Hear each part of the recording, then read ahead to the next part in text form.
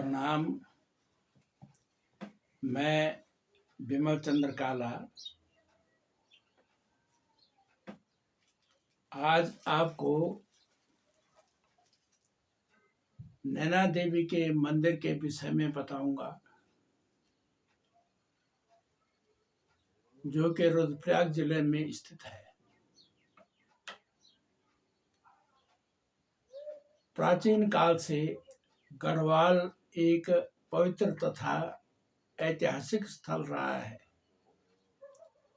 गढ़वाल तीर्थों का क्षेत्र रहा है। गंगा यमुना का यह क्षेत्र धार्मिक आस्था तथा भारतीय संस्कृति का उद्गम तथा पोषक रहा है। यहाँ आदि गुरु शंकराचार्य जी ने 8वीं शताब्दी में अनेक मंदिरों का निर्माण करवाया था। गढ़वाल के जिलों में रुद्रप्रयाग का भी एक जिला है। इसके अंतर्गत बचनस्यू पट्टी है। श्रीनगर से 23 किलोमीटर श्री बद्रीनाथ रोड पर खांकरा नामक कस्बा है। यहाँ से उत्तर पूर्व की ओर बछनस्यू पट्टी का विभाजन बछनगाड करती है। यह गाड झुंडोली खाल से नीचे उतरती है और खांकरा में डाट पुल के नीचे से होकर अलकनंदा में मिल जाती है। इस गाड के बाईं तरफ का क्षेत्र झुंडोली खाल तक तैलापाखा के नाम से जाना जाता है और दाहिनी तरफ का क्षेत्र झुंडोली खाल तक ये शिलापाखा के नाम से जाना जाता है। इन गांवों में छोटे बड़े मंदिर लोगों ने अपने इष्ट देवता के बना रखे हैं। तैलापाखा में आदि गुरु शंकराचार्य जी द्वारा निर्मित बड़े बड़े नागर शैली के मंदिरों के समूह भी हैं, जिनमें बैरगना तथा महड़ ग्राम के मंदिर हैं। इनके अलावा एक मंदिर नागर शैली का उसी काल का बरसोड़ी ग्राम में है। इसी तैलापाखा के शीर्ष पर नैना देवी की उपस्थिति मानी जाती है। किंवदंती है कि यहाँ कांडई ग्राम, जो तैलापाखा की तरफ है, कांडई ग्राम, कांडई के पटवाल परिवार में एक लड़की ने जन्म लिया। जब वो लड़की 5-6 वर्ष की हो गई तो उसने एक दिन अपने पिताजी से कहा कि पिताजी, मुझे आप इस पहाड़ के शीर्ष तक ले जाओ, मैं उस धार में जाना चाहती हूँ। तो पिता ने बात टालते हुए कह दिया कि हाँ ठीक है बेटी, जाएंगे कभी। लेकिन धीरे धीरे वो लड़की जिद पकड़ने लग गई। सुबह शाम वही रट कि मुझे धार तक ले जाओ, मुझे धार तक ले जाओ। तो जब कांडई गांव वालों ने सुना, घर वालों ने सुना कि भाई ऐसी हट बांध रखी है लड़की ने, तो सबने कहा कि यार इसकी इच्छा पूरी कर दो, एक दिन ले जाओ इसको, क्या देखती है वहां, क्यों जाना चाहती है। उसके पिता ने उसको कंधे में रखा और धीरे धीरे कांडई से बाड़ा गांव की तरफ जाने लग गई। बाड़ा गांव से ऊपर चढ़ते चढ़ते ये लोग आरचू गांव में पहुंचे। आरचू गांव लगभग 5000 फीट के हाइट पे होगा। तकरीबन 10-15 मासों का गांव है। जब उस गांव से ऊपर जाने लग गए तो वहां से कुछ समतलता लिए हुए धार की तरफ रास्ता जाता है, पगडंडी। तो जब आरसियों गांव के जहां से वो समतलता लिए हुए रास्ता जाता था वहां पर पहुंचा तो उसके पिता को दीर्घ शंका जाने की शंका हुई। उसने अपनी लड़की से कहा कि बेटी तुम यहाँ पर बैठे रहो, मैं जरा लैट्रिन होके आता हूँ। उसने कहा पिताजी जब तुम लैट्रिन जा रहे हो तो पानी कहाँ है? तो उसने कहा कि भाई पानी तो यहाँ पर है नहीं। तो लैट्रिन तो करनी है क्योंकि पेट में दर्द हो रहा है। तो उसके पिताजी लैट्रिन चले गए। अब लैट्रिन गए तो लड़की ने क्या किया कि अपने हाथों से वहां पर 2 जगह पर, माने थोड़ी थोड़ी दूरी पर, उसने 2 गड्ढे खोदे अपने हाथ से, छोटे गड्ढे कटोर के बराबर। तो उसमें पानी पैदा हो गया। जब उसके पिताजी आए तो उसने कहा पिताजी एक गड्ढे में आप शौच कर लीजिए और इस गड्ढे के पानी से आप हाथ धो लीजिए। तो उसने ये आश्चर्य देखा। उसने कहा भाई ये अभी तक तो पानी नहीं था इसमें, ये कैसे आया पानी? उसने कहा पिताजी ये मैंने गड्ढा खोद के निकला है ये पानी। तो उसको कुछ आश्चर्य हुआ। उसने कहा यार इस लड़की के अंदर क्या ऐसी शक्ति है जो कि यहाँ पर पानी पैदा हो गया।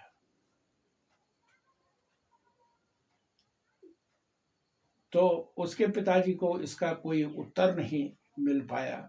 उसने उसको कंधे में रखा और धार में चले गए। जैसे हो वो रास्ता धार में पहुंचता है तो वहां पर एक पानी की खाल है काफी बड़ी, जिसमें कि बरसाती पानी जमा होता है। उस खाल के बाईं तरफ समतल भाग में जब वो जा रहे थे तो उसने कहा बेटी अब आ गए हम धार में। उसने लड़की को नीचे रखा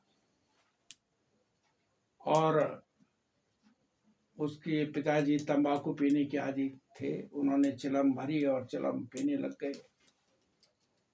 लड़की उनके पीछे कुछ खेल रही थी, गुनगुना रही थी। वह स्थान ऐसा है कि उसमें न कोई पेड़ है न पौधे हैं, काफी दूर दूर तक कोई खड़ा पहाड़, बिल्कुल कोई वनस्पति नहीं। लेकिन काफी दूर से जंगल शुरू हो जाते हैं, बांस बुरांस के जंगल, चीड़ के जंगल, और उस धार के पल्ली तरफ खाई, बहुत गहरी खाई। तो उसके पिताजी ने जब वो तंबाकू पिया तो उसने महसूस किया कि यार लड़की गुनगुना रही थी, कहाँ गई ये? अब इसकी गुनगुनाहट सुनाई नहीं दे रही है। उसने पीछे मुड़ के देखा तो वहां कोई नहीं। वो उठा, उसने लड़की को पुकारा, इधर उधर गया तो लड़की का कोई पता ही नहीं। उसने कहा भाई गए कहाँ? उसके दिमाग में यह है कि कहीं ऐसा तो नहीं है कि ये चट्टान की तरफ गई और वहां फिसल के नीचे गयार में पड़ गई हो। तो नीचे से कुछ औरतें घास लकड़ी लेके आ रही थी, जंगल से चढ़ाई थी।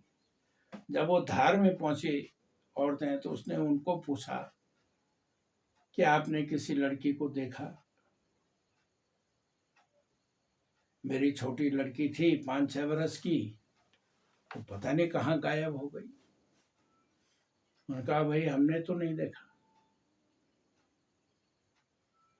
अब जब वो लड़की नहीं मिली तो ये कुछ भावुक हो गया।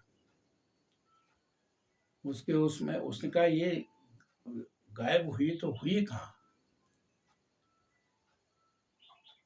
वो घर आया तो जो उसके जानने पहचानने वाले थे उन गांव में, उन लोगों ने उनको पूछा कि पटवाल जी, आपके साथ लड़की थी, आप उसको लेके कहाँ गए थे? और आपके साथ अभी लड़की नहीं है। तो उसने रोते रोते सब कहानी बताई। तो किसी के समझ में नहीं आई ये बात कि क्या हुआ। पटवाल जी घर में गए। घरवाले ने जब ये बातें सुनी तो वो भी रोई। पड़ोसी लोग भी आ गए। उन्होंने कहा भाई क्या होगा, कहाँ गई, क्या गई? उसने कहा चलो कल सुबह कुछ लोगों को लेके चलते हैं, कहीं फिसल गई होगी तो लाश पड़ी होगी, ढूंढते हैं। तो रात को नींद भी कैसे आनी थी क्योंकि लड़की गायब हो चुकी थी। लेकिन थोड़ी देर अगर झपकी लग गई तो उसको एक स्वप्न हुआ। लड़की बोल रही है अपने पिताजी से कि पिताजी आप मेरी चिंता मत करो, मैं अपने स्थान पे पहुंच गई हूं। अब मैं आपके पास नहीं आऊंगी। आप ऐसे करो कि वहां पर मेरे नाम का एक छोटा सा मंदिर बनवा लो और मेरी स्थापना वहां पर कर दो उस मंदिर में। मैं नैना देवी हूं और कुमाऊं से आई हूं आपके घर में। आपके घर में मैंने जन्म लिया और समय आने पर आप मुझे यहाँ पर लाए और मैं अदृश्य हो गई।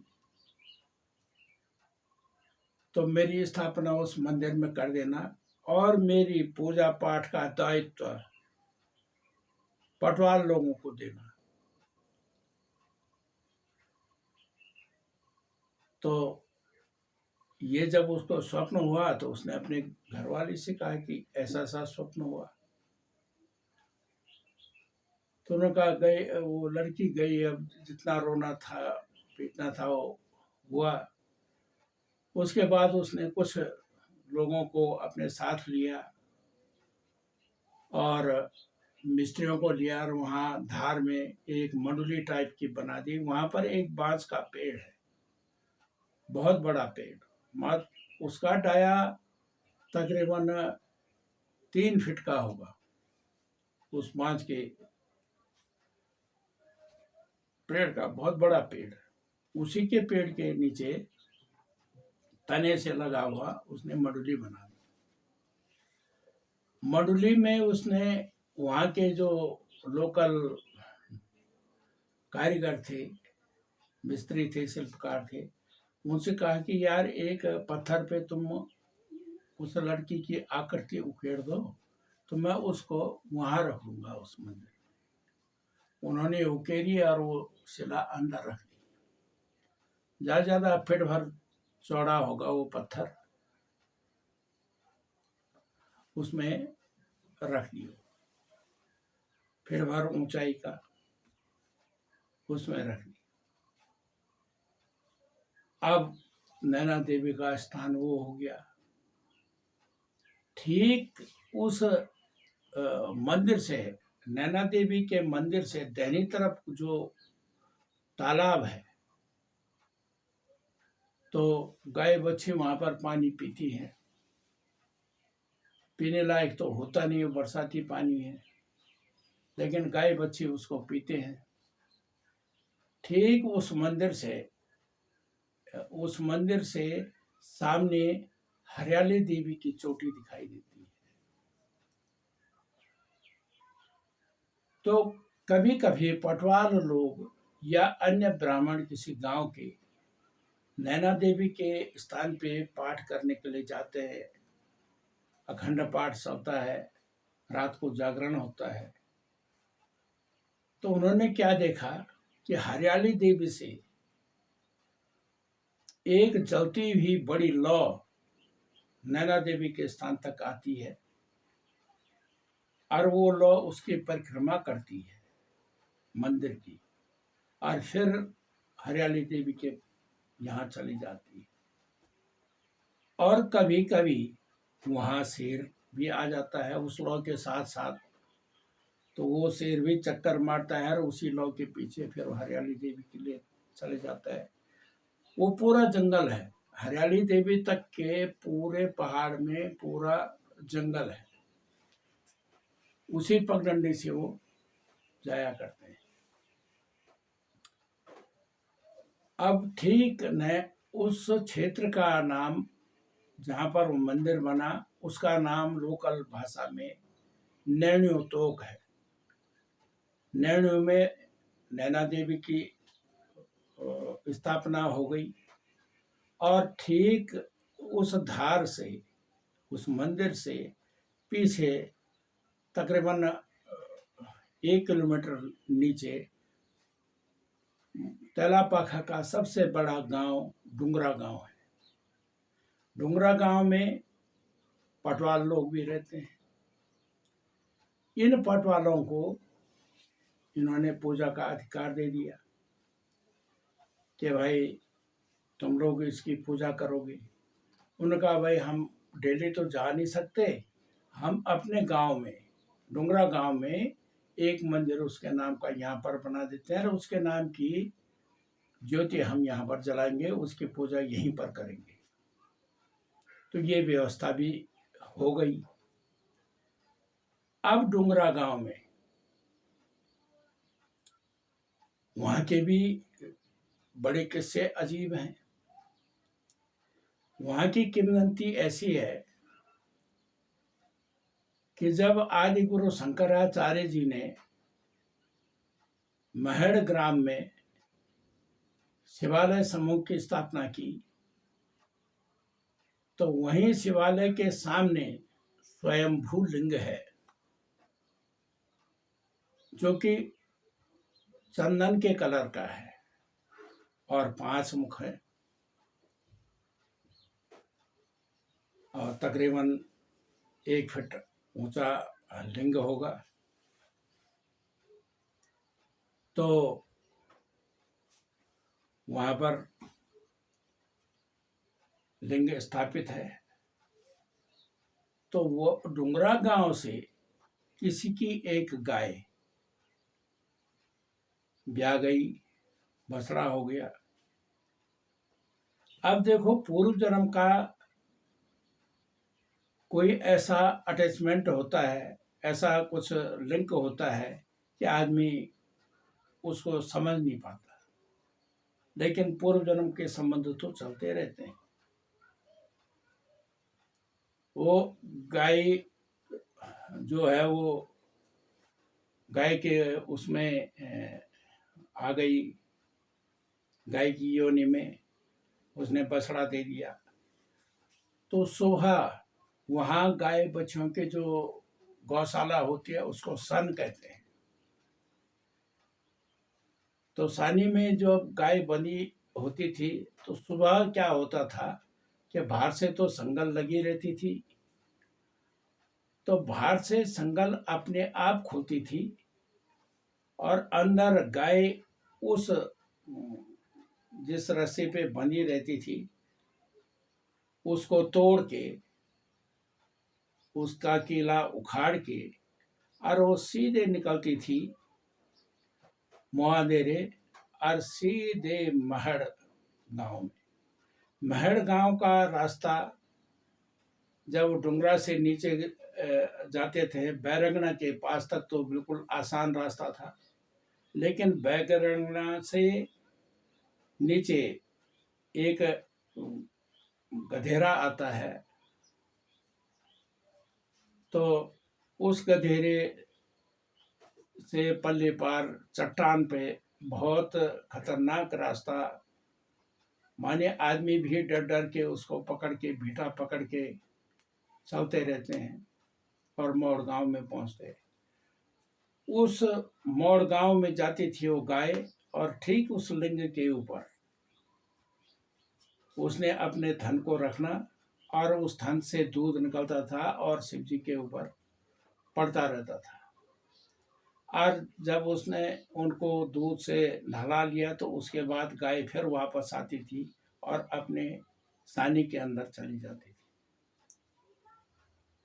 जब घर वाले गाय दुहने के लिए जाते थे तो देखते थे कि यार ये तो गाय का तो जूड़ा थोड़ा हुआ है और बछड़ा एक तरफ बंधा हुआ है, शायद है कि गाय बछड़े के पास गई होगी, बछड़ा पीस गया होगा। उन्होंने उसकी फिर पक्की व्यवस्था की, लेकिन वही क्रम चलता रहा। गांव में कुछ लोगों ने कहा कि यार ये तो कैसे हो सकता है, एक दिन छुप के देखो कि होता क्या है यार। तो कुछ लोग सनी के देने बाएं छुप के बैठ गए। देखा उन्होंने कि संगल अपने आप खुली बाहर से, और गाय ने फिर वही चलना शुरू कर दिया। तो वो उस गाय के पीछे पीछे चलने लग गए कि गाय जाती कहाँ है। तो गाय गई मोड़ के मंदिर में, उसने शिव जी को दूध चढ़ाया अपने थनों से और वापस आ गए। तब गांव वालों को पता चला कि यार ये गाय वहां जाती है और ऐसा करती है। तो कहा भाई ये पूर्व जन्म का कोई संबंध था, कोई भक्त थी ये जो कि इस तरह से ये काम अभी इस योनि में भी कर रही है, तो करने दो, अब उसमें तो किसी का जोर जबरदस्ती नहीं होता। तो एक घटना तो ये घटी उसमें, और दूसरी घटना ये घटी कि एक दिन डुंगरा गांव के, ये समझ लो कि आज से करीब 20-25-30 वर्ष पहले की बात होगी, कि दो लड़के 11-12 बरस के दोस्त गांव के, उन्होंने सलाह की कि चलो यार बुरांस के फूल लेने के लिए चलते हैं। तो डुंगरा गांव में कोई बुरांस का पेड़ नहीं है, काफी दूर तक। ये समझ लो कि बरसोड़ी गांव के दैनी तरफ का जो जंगल है उसमें ये बुरांस के फूल मिलते हैं, पेड़ मिलते हैं। ये वहां कहीं चले गए जंगल में, बरसोड़ी गांव से भी ऊपर किसी जंगल में चले गए। अब उसमें जो एक लड़का था वो तो रास्ता जानता था, वो पहले भी अपने बड़ों के साथ जा रखा था वहां लकड़ी के लिए, तो उसने देख रखा था कि वह रास्ता कहाँ है। लेकिन जो छोटा लड़का था वो अनभिज्ञ था। तो जब बुरांस के फूल लेने के लिए गए तो एक पेड़ आसान था, उसमें जो छोटा लड़का था वो सीधे ऊपर चढ़ा और उसने बुरांस की टहनियों को तोड़ना शुरू कर दिया, फूल नीचे फेंकने शुरू कर दिए टहनी सहित। तो नीचे जो लड़का था उसने उनको इकट्ठा किया। जब काफी गट्ठर हो गया उसके पास फूलों का, तो उसके मन में ये आई कि यार ये जब नीचे उतरेगा तो इन फूलों के दो हिस्से होंगे, तो क्यों ना मैं इन फूलों को अपने घर ले चलता हूँ।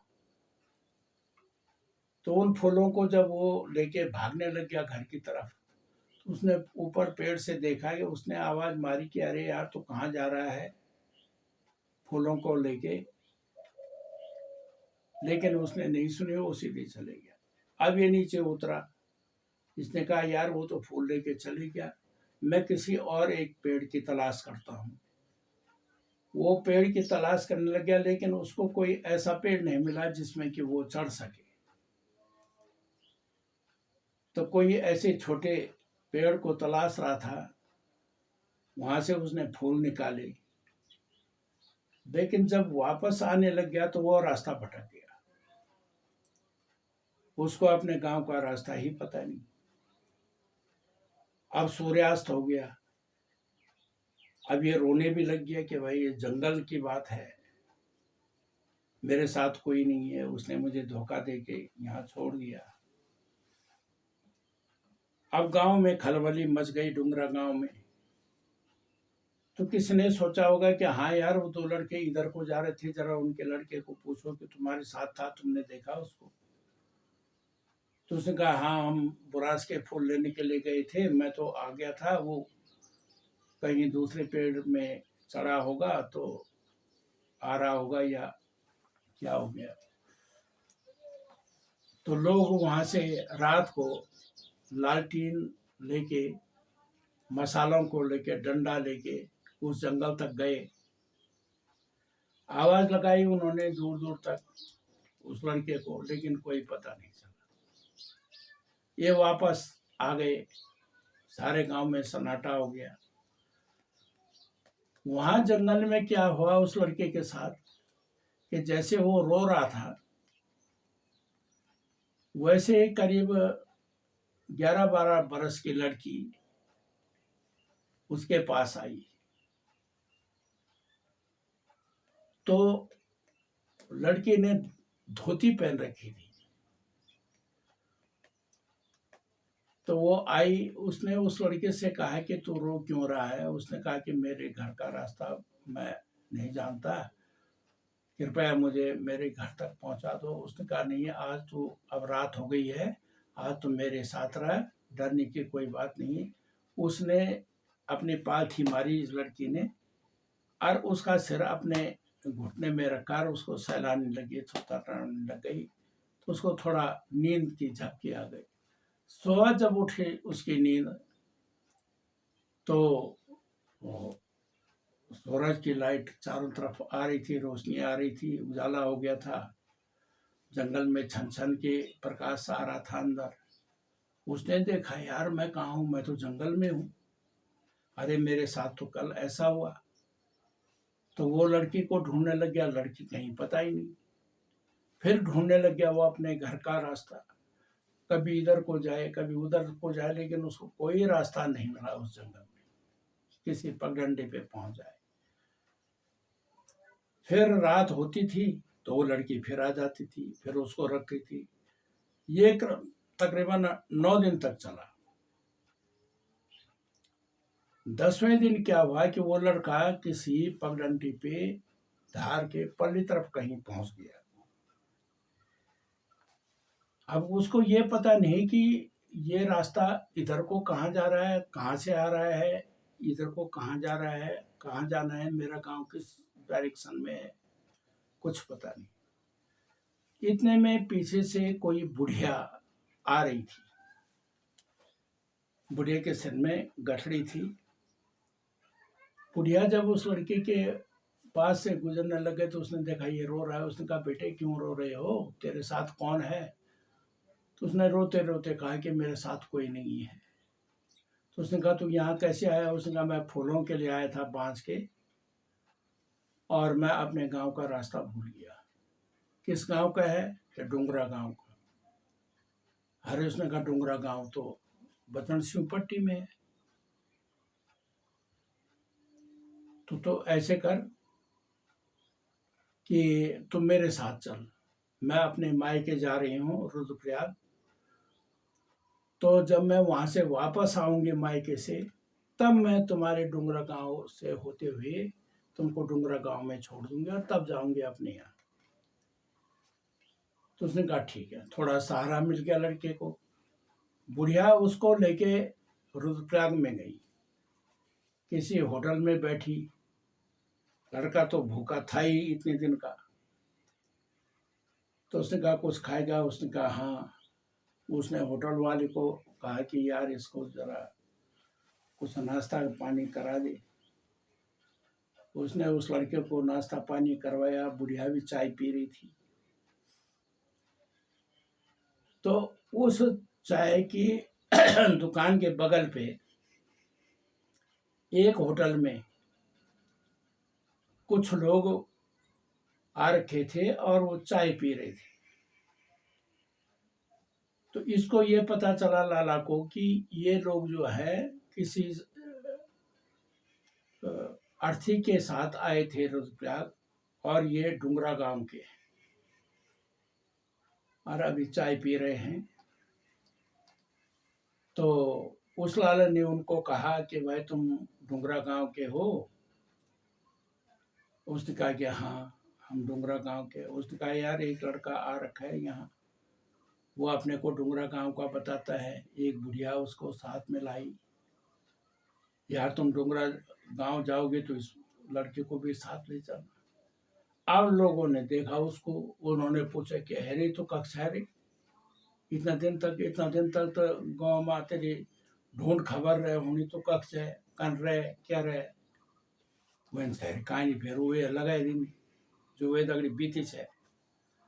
अब वो जो लोग महा सिस्टम क्या है बचन शिव में कि किसी भी गांव का अगर कोई डेड बॉडी लेके जा रहे हैं रुद्रप्रयाग, दो जगह है उनकी, एक तो सिरोबगढ़ उनका घाट है और एक रुद्रप्रयाग है।